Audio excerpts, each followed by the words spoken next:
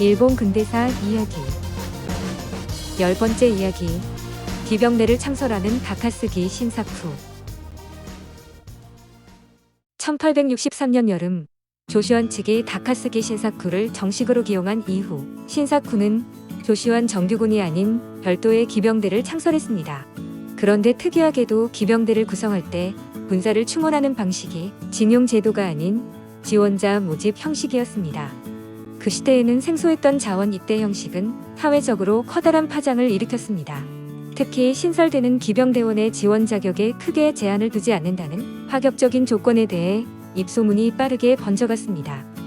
근세 일본의 봉건 사회에서는 줄곧 엄격한 신분제가 적용되어 무사 가문 출신자만이 무사가 될 수 있었으며, 농민의 자식은 계속 농업에, 어민의 자식은 계속 어업에 종사했습니다. 다카스기 신사쿠가 파격적인 조건으로 기병대를 창설한 데는 그의 스승 요시다 쇼인의 영향이 매우 컸습니다. 요시다 쇼인이 늘 강조하던 인간평등이라는 가치가 그 제자에 의해 빛을 보기 시작한 것입니다.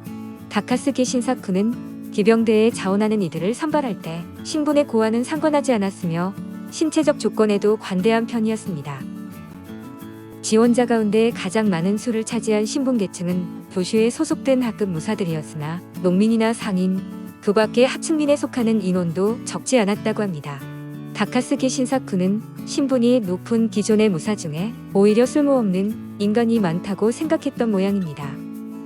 그의 눈에 비친 무사들은 대부분 호의호식하고 풍류를 즐기는 데만 관심 있을 뿐 국가의 중대사 앞에서는 하나같이 무능하고 유약하기만 한 쓸모없는 존재들이었습니다. 그래서 그는 기병대 창설에서 교육에 이르기까지 직접 관여했습니다. 또한 기병대 복장에서 무기, 훈련 방식, 군대 내부의 규율까지 전적으로 서구화를 지향했습니다. 한편 다카스기 신사쿠가 기병대를 창설한 무렵 에도에서는 이이나오스케가 본격적으로 전제 정치를 시작했습니다. 신사쿠의 기병대는 빠르게 자리를 잡아갔습니다. 1864년에는 대원이 4,000명을 넘어섰고 신사쿠와 기병대의 인기가 함께 급등하여 조슈네 분홍과 거상들도 절대적 지지를 보냈습니다. 이 무렵 에도에서는 신생구미가 탄생했습니다. 지금도 일본의 소설, 드라마, 영화, 만화, 애니메이션, 연극 등 다양한 영역에서 자주 등장하는 신생구미는 원래 쇼군 도쿠가와 이에모치가 교토를 방문할 때 쇼군 경호를 위해 바쿠우가 특별히 창설한 최정예 부대였습니다. 신생구미는 쇼군을 따라 교토까지 간 이후 교토의 치안 유지를 위해 활동하게 되었습니다. 그러던 중 존왕양이파 지사들을 불시해 습격한 사건을 계기로 신생구미는 전국적으로 유명해졌습니다. 1894년 7월 어느 날 밤 교토의 산조 기야마치토우리에 있던 이케다야에서는 존왕양이를 지지하고 바쿠우 통치에 반대하는 조슈의 지사들이 모여 있었습니다.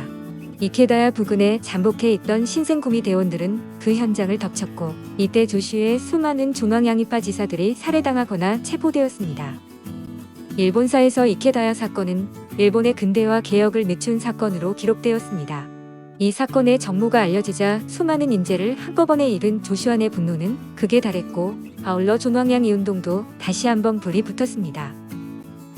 기병대 내 분위기도 크게 다르지 않았는데 분노로 들끓는 기병대의 여론은 당장 교토로 진격해야 한다는 쪽과 신중을 기하여 움직이자는 쪽으로 양분되었습니다. 원래 다카스기 신사쿠는 신중하게 상황을 판단하고 나서 움직이자는 의견이었습니다. 그러나 조슈 측이 조정해 이케다야 사건에 대한 공정한 처리를 요구했을 때 고메이 덴노와 조정 대신들은 바쿠우의 눈치를 보느라 미적지근한 태도로 일관했습니다. 그동안 조슈의 존왕양이 운동으로 큰 덕을 봤음에도 태도를 분명히 하지 않는 조정의 태도에 실망한 신사쿠는 더 이상 과격파를 진정시키려 하지 않았습니다. 이런 와중에 마키 이즈미와 구사카 겐즈이가 분노한 기병대를 이끌고 교토로 향했습니다. 원래대로라면 신사쿠가 한슈에게 이 사태를 보고해야 했지만 그는 먼저 출발한 기병대의 뒤를 쫓아 서둘러 교토로 향했습니다. 그러나 사건을 보고하지 않고 조슈안을 벗어나려 한 것이 문제가 되어 결국 도중에 신사쿠만 붙잡혀 감옥에 갇히는 신세가 되었습니다. 그렇지만 인생사 세옹지마라고 신사쿠가 감옥에 갇힌 일은 결과적으로 잘된 일이었습니다. 8월 19일 밤 마키 이즈미와 구사카 겐제이가 이끄는 조슈안의 기병대가 황궁의 서쪽에 있는 하마구리 고문 쪽으로 진격해 그곳을 지키던 아이즈 병사들과 격전을 벌였습니다. 양측 모두 한 발도 물러서지 않는 필사의 전투가 시작되었고 조금씩 조슈 측에 유리한 국면으로 전개되었습니다. 그렇지만 결정적인 순간에 사스마에서 보낸 지원군이 아이즈 측에 합세하여 조슈를 공격하기 시작했습니다. 이때부터 전세는 급격하게 기울어 기병대는 결국 패배하고 말았는데 이 전투에서 마키 이즈미와 구사카 겐제이 등 조슈의 대표적 도낭양이파 인사들이 대부분 전사하거나 자결했습니다. 이 사건은 하마 고리고문의 변 또는 김문의 변이라고 기록되었는데 신사쿠는 감옥에 갇혀 있어 목숨을 건질 수 있었습니다. 김문의 변 이후 바쿠우는 조슈아 내 조낭양이파 지사들을 더욱 강하게 압박했습니다. 이 사건 후 얼마 지나지 않은 1865년에 다카스기 신사쿠가 조슈에서 급진파 세력을 모으고 남은 기병대 군사들을 추슬러 시모노세키 고우잔지에서 다시 군사를 일으켰습니다. 그는 힘없는 백성도 나라를 구하려는 마음으로 하나가 되면 커다란 힘이 될 수 있다고 민심에 호소하여 대중적 지지를 얻었습니다. 그는 바쿠우의 죄를 조목조목 따져가며 조슈 내 친바쿠우 세력을 몰아냈습니다. 또한 그로부터 불과 2주 후인 1월 28일에는 이토 히로부미와 함께 군사를 이끌고 시모노세키의 이사키를 점령하여 대량의 무기와 탄약, 군비 등 전쟁에 필요한 물자를 확보하는 데 성공했습니다. 훗날 한국과 대단한 악연을 맺게 된 이토 히로부미는 이때만 해도 크게 두각을 나타내는 인물은 아니었습니다. 그는 원래 조슈의 가난한 농민 출신으로 다카스기 신사쿠와는 쇼카손 주쿠에서 함께 수업을 들었던 것이 인연이 되어 그 밑에서 일하고 있었습니다. 그리고 2월 초하루 다카스기 신사쿠가 간신배 토벌의 의지를 불태우며 경문을 발표했습니다. 그는 토관격을 선언하면서 친바쿠 성향을 띠는 보수 세력에 대해 전쟁을 선포했고 전투마다 속속 승리하여 조슈의 정권을 손에 넣는 데 성공했습니다. 또한 군사를 사고식으로 개편해 근대적 군대로 발전하는 토대를 세우고 조슈 영내의 항구를 전면 개방해 무역을 장려함으로써 공업과 산업 발달의 기반을 다지는 등 파격적인 개혁을 시도했습니다. 부국 항병을 이루려면 개인과 정권이 함께 재산을 늘려야 하는데 무역 활동을 적극적으로 권장하면 서양의 선진 문물을 배우고 국가 경제의 경쟁력도 높여 일거양득이라는 것이 평소 그가 생각한 근대화 방법론이었습니다. 이러한 분위기가 점차 무르익으면서 조슈는 일본 내 반바쿠우 세력의 구심점 역할을 하게 되었습니다.